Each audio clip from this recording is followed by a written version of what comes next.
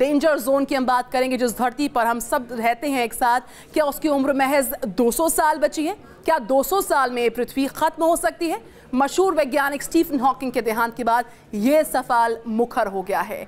Hawking ने भविष्यवाणी की थी कि अगले 2 सदी में धरती आग के सुलगते गोलों में बदल सकती है। क्या महज 200 साल बचेगा इस दुनिया का वजूद? क्या सच होगी स्टीफन हॉकिंग की भविष्यवाणी? क्या 200 साल में खत्म हो जाएगी ये धरती? क्या आग का गोला बन जाएगी ये सुंदर पृथ्वी? क्या हॉकिंग की सबसे खतरनाक आशंका सच में तब्दील हो जाएगी? क्या 200 साल में ये सब खाक हो जाएगा? क्या 23वीं सदी से पहले ये धरती आग का गोला बनकर नष्ट हो जाएगी? क्या ये पृथ्वी इंसानों के रहने लायक नहीं रह जाएगी? महान वैज्ञानिक स्टीफन हॉकिंग के देहांत के बाद एक बार फिर ये सवाल प्रासंगिक हो गए हैं। बिग बैंग और ब्लैक होल जैसे वैज्ञानिक सिद्धांतों की अवधारणा को आम लोगों तक पहुंचाने वाले हॉकिंग का बुधवार को कैम्ब्रिज में देहांत हो गया। हॉकिंग ने भविष्यवाणी की थी कि अगले 200 साल में धरती इंसानों के रिहाइश के लायक नहीं रह जाएगी। इसलिए मानव सभ्यता को ब्रह्मांड में किसी दूसरी जगह शिफ्ट हो जाना चाहिए। हॉकिंग तो अब इस दुनिया में नहीं है, लेकिन उनकी भविष्यवाणी मानव जाति को आगाह कर रही है। सवाल है कि आखिर हॉकिंग की इस चेतावनी का आधार क्या था और क्या वाकई यह आशंका हकीकत में तब्दील हो जाएगी? और अगर ऐसा होता है तो इंसानों का दूसरा ठिकाना कहां होगा? इस खास पेशकश में आज हम इन तमाम सवालों की पड़ताल करेंगे। Team news nation. तो जिस धरती पर हम और आप रहते हैं, हम सब रहते हैं, क्या उसकी उम्र महज 200 साल बची है? क्या 200 साल में ये पृथ्वी खत्म हो सकती है? मशहूर वैज्ञानिक स्टीफन हॉकिंग के देहांत के बाद ये सवाल लगातार सामने आ रहा है और विनाश का क्या काउंटडाउन शुरू हो चुका है? क्या इंसान को रहने के लिए दूसरी धरती चाहिए? लेकिन अब तक जो जानकारी मिली है उसके अनुसार धरती के अलावा ब्रह्मांड में कोई जगह नहीं है जहां इंसान के रहने लायक माहौल हो, वातावरण हो, या फिर इंसान, अब सवाल यह है कि जाए तो जाए कहां?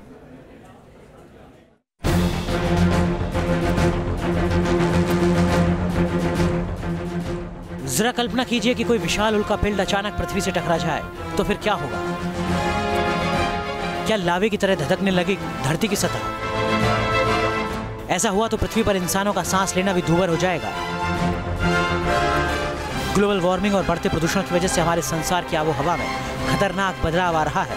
आशंका जताई जा रही है कि आने वाले समय में धरती की आबो हवा इतनी खराब हो जाएगी कि लोगों को अपने घर बार ही नहीं बल्कि इस धरती को छोड़कर कहीं और शरण लेनी होगी।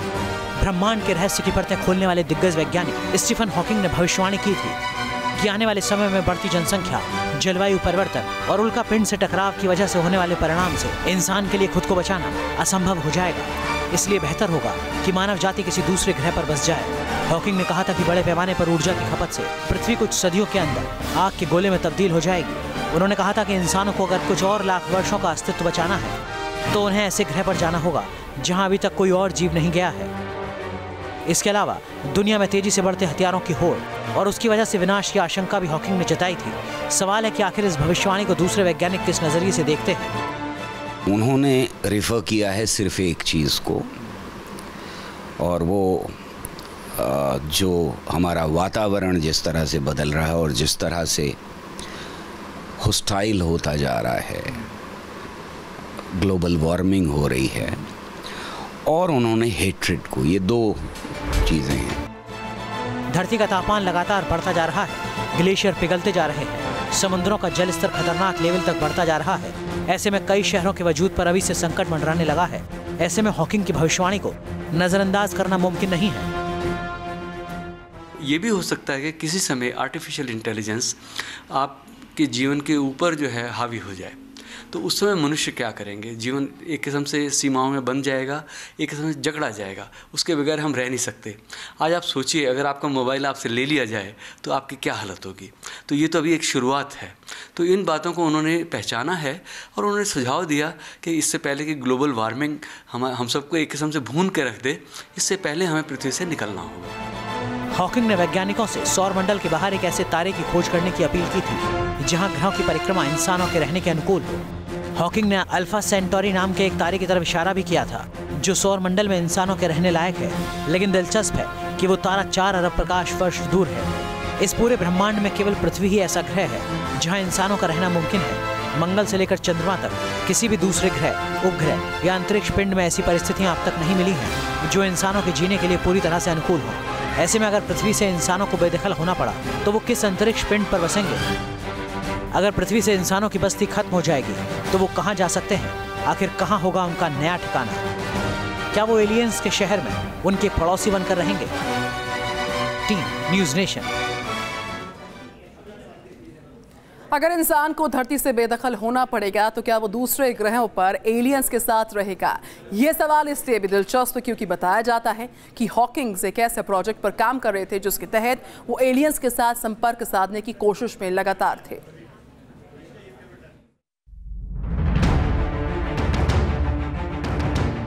क्या सौर मंडल के बाहर जिंदगी मुमकिन है?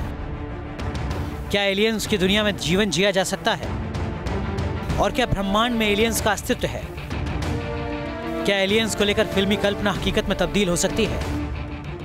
एलियंस हमेशा से इंसानों के लिए जिज्ञासा और रोमांच का केंद्र रहे हैं, लेकिन फिलहाल एलियंस को लेकर जो खबर सुर्खियों में है वो महान वैज्ञानिक स्टीफन हॉकिंग से जुड़ी है। दिवंगत हॉकिंग के बारे में खबर है कि वो एलियंस के साथ संपर्क बनाने की कोशिश कर रहे थे। हॉकिंग को आइंस्टाइन के बाद सबसे प्रखर वैज्ञानिक माना जाता है। उन्होंने कॉस्मोलॉजी को लेकर जो रिसर्च की वो अपने आप में बेमिसाल है। ब्रह्मांड की उत्पत्ति और संरचना के बारे में हॉकिंग की थ्योरी पूरी दुनिया में मशहूर है। बताया जाता है कि हॉकिंग पिछले कुछ सालों से ऐसे प्रोजेक्ट पर काम कर रहे थे जिससे धरती का संपर्क आकाशगंगा या सौरमंडल के अन्य ग्रहों पर रहने वालों से हो सके। इसके लिए वो कुछ फ्रीक्वेंसी अंतरिक्ष में छोड़ रहे थे जो इन ग्रहों से टकराती थी। मीडिया रिपोर्ट्स के मुताबिक ब्रह्मांड के रहस्य जानने के लिए अमेरिका सहित कई जगहों पर बड़ी बड़ी टेलीस्कोप लगाई गई। फ्रीक्वेंसी भेजने के लिए खास डिवाइस तैयार की गई। इनके जरिए हॉकिंग ने लगातार ब्रह्मांड में सिग्नल भेजे। बताया जाता है कि $100 मिलियन के इस प्रोजेक्ट में हॉकिंग के साथ जुड़े वैज्ञानिकों ने भी दावा किया था कि उन्होंने बाहरी दुनिया से आ रहे कुछ संकेतों को पकड़ा है। स्टीफन हॉकिंग मानते थे कि पृथ्वी के अलावा दूसरे ग्रहों पर भी जीवन है और वहां पर मानव के अलावा दूसरे प्राणियों यानी एलियंस का वजूद कायम है।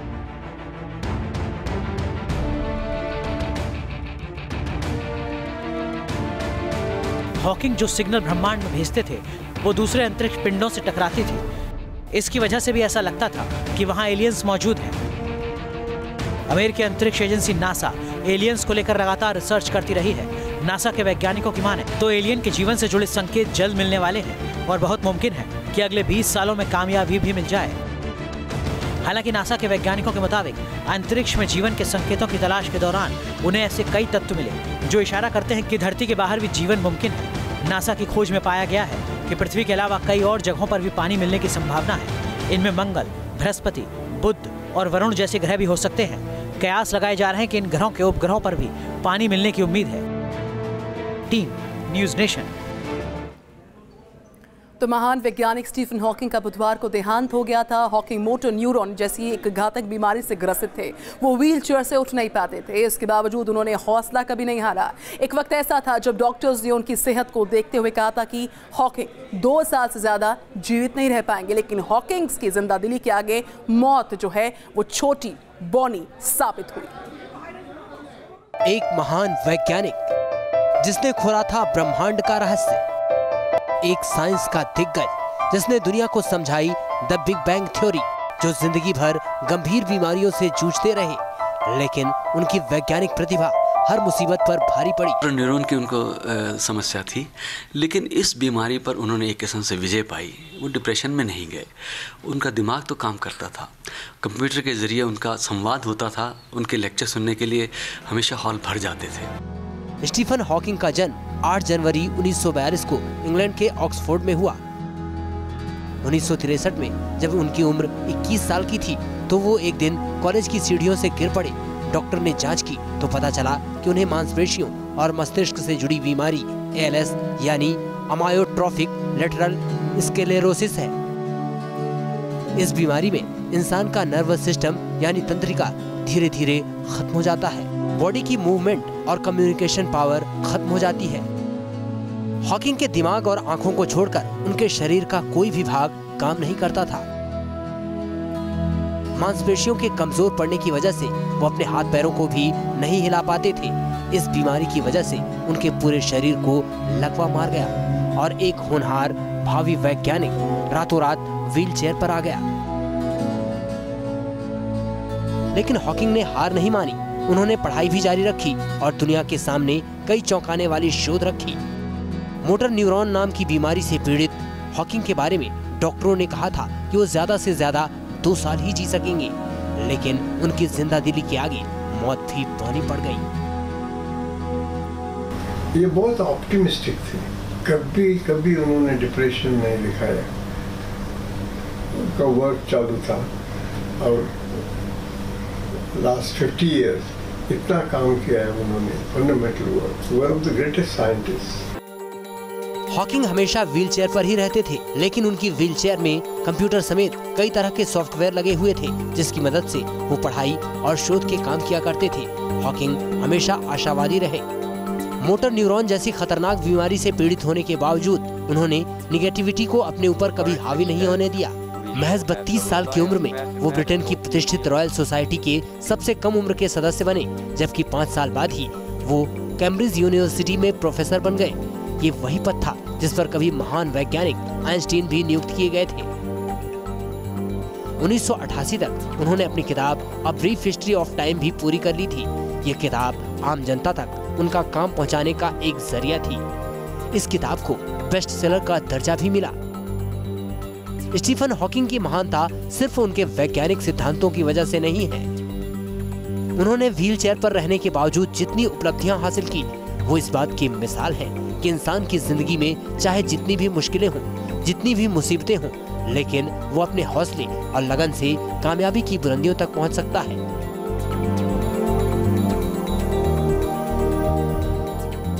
Team news nation. तो खास पेशकश में आपको एक अजब गजब इत्तेफाक से रूबरू कराते हैं। दरअसल हॉकिंग्स, गैलीलियो और आइंस्टाइन, दुनिया के 3 बड़े वैज्ञानिकों के बीच एक गजब का इत्तेफाक रहा। जिस दिन गैलीलियो की मौत हुई थी उसके ठीक 300 साल बाद उसी तारीख को हॉकिंग जन्मे, और जिस तारीख को आइंस्टाइन का जन्म हुआ था उसी तारीख को हॉकिंग्स ने दुनिया को अलविदा कहा। ब्लैक होल यानी ब्रह्मांड का एक ऐसा तिलिस्म जिसका पूरा सच अब तक दुनिया के सामने नहीं आ सका है। वैज्ञानिक मान्यताओं के अनुसार ब्लैक होल ऐसी खगोलीय चीज है जिसका गुरुत्वाकर्षण क्षेत्र इतना शक्तिशाली होता है कि प्रकाश तक भी इसके खिंचाव से नहीं बच सकता। अब तक माना जाता था कि इसके आगोश में आई वस्तुएं बाहर नहीं निकल सकती, लेकिन स्टीफन हॉकिंग ने ब्लैक होल की थ्योरी को एक नया आयाम दिया। उन्होंने बताया कि ब्लैक होल से निकलना असंभव नहीं। देखिए, ब्लैक होल का जो कंसेप्ट था वो एक शक्ल ले रहा था। हॉकिंग ने उसको एक ऐसा ठोसपन दिया कि जिसके लिए कोई सानी नहीं है। और उनकी एक तो सबसे इम्पॉर्टेंट है एरिया थ्योरम। पहली बार समझ में आया कि ब्लैक होल के अंदर न सिर्फ बहुत सारी चीज़ें, कुछ भी चीज़ चली जा सकती है, वो बाहर नहीं आ सकती, वो उसका एक गुण है। लेकिन आप एक ही समान मात्रा के ब्लैक होल को देखें, अगर वो एक ही एंगुलर मोमेंटम के हैं, एक ही तरह से घूमते हैं, तो आप एक ब्लैक होल को दूसरे ब्लैक होल से पहचान नहीं सकते। वैज्ञानिकों में इस बात पर चर्चा होती रही है कि ब्लैक होल के भीतर जब सारी चीजें समा जाती हैं तो उसके बाद क्या होता है। हॉकिंग ने 1974 में ही ये साबित कर दिया था कि ब्लैक होल भी किसी पदार्थ का अंतिम पड़ाव नहीं है। ब्लैक होल पर हॉकिंग की थ्योरी हॉकिंग रेडिएशन के नाम से मशहूर हुई। हॉकिंग ने जब अपना अध्ययन और किया और गहराई से किया, उनको पता चला कि बहुत कम मात्रा के ब्लैक होल भी हो सकते हैं। और ब्लैक होल की जो हॉराइजन है, जहाँ से सब कुछ विलुप्त हो जाता है ब्लैक होल के अंदर, वहाँ वर्चुअल पेयर्स पैदा हो सकते हैं। उनमें से एक कण जो है ब्लैक होल में गिर जाएगा और उसका जो घूमने की जो ऊर्जा है वो थोड़ी सी कम हो जाएगी। ये ऊर्जा हमें संरक्षित करनी है, तो जो बाहर कण रह गया है वो उच्च ऊर्जा के साथ अंतरिक्ष की तरफ भाग जाएगा, दूर अंतरिक्ष की तरफ। ब्लैक होल की ही तरह हॉकिंग ने बिग बैंग की व्याख्या भी दुनिया के सामने रखी। दुनिया की रचना एक बड़े महाविस्फोट के नतीजे से हुई थी, जिसे बिग बैंग कहा जाता है। आइंस्टीन के सिद्धांत के सहारे हॉकिंग ने स्पेस और टाइम के गणित को समझाया। दरअसल बिग बैंग एक परिकल्पना है। इसकी सच्चाई तक पहुंचने के लिए वैज्ञानिक लंबे समय से रिसर्च कर रहे हैं। मोटे तौर पर माना जाता है कि बिग बैंग के महाविस्फोट का समय करीब 13 अरब साल पहले है और इसकी वजह से जबरदस्त ऊर्जा निकली थी। उसके प्रसार की वजह से अब तक ब्रह्मांड फैलता जा रहा है। करीब 13.6 बिलियन साल पहले ब्रह्मांड का उदय हुआ। वो स्थिति थी अनंत घनत्व की और शून्य आकार की। इस स्थिति को भौतिकी की समीकरण बिल्कुल भी हैंडल नहीं कर सकते हैं। लेकिन इसको अगर हम t=0 माने, यानी कि उस समय अगर कॉस्मिक क्लॉक शुरू होती है तो ये 0 का क्षण है। इसके तुरंत बाद एक ऐसा समय आता है जब भौतिकी के समीकरण जो हैं वो काम करने लगते हैं। स्टीफन हॉकिंग की महानता इस बात में है कि उन्होंने ब्लैक होल और बिग बैंग जैसे जटिल वैज्ञानिक सिद्धांतों को आम लोगों की जुबान में समझाया। धाकड़ वैज्ञानिकों से लेकर आम लोगों तक उनकी वैज्ञानिक प्रतिभा के कायल थे। हॉकिंग के साथ एक दिलचस्प इत्तेफाक भी जुड़ा हुआ है। उनका संबंध इतिहास के 2 अन्य बड़े वैज्ञानिकों से जुड़ा है। इनमें से एक है गैलीलियो और दूसरे हैं आइंस्टाइन। स्टीफन हॉकिंग और गैलीलियो के बीच खास नाता ये है कि जिस दिन गैलीलियो की मौत हुई 300 साल बाद उसी दिन स्टीफन हॉकिंग का जन्म हुआ और वो तारीख थी 15 फरवरी। इसी तरह 14 मार्च को आइंस्टीन का बर्थडे है और इसी दिन हॉकिंग ने दुनिया को अलविदा कह दिया। हॉकिंग को आइंस्टीन के बाद दुनिया का सबसे बड़ा वैज्ञानिक माना जाता है। बैंगलोर से यासिर मुश्ताक के साथ टीम न्यूज़ नेशन।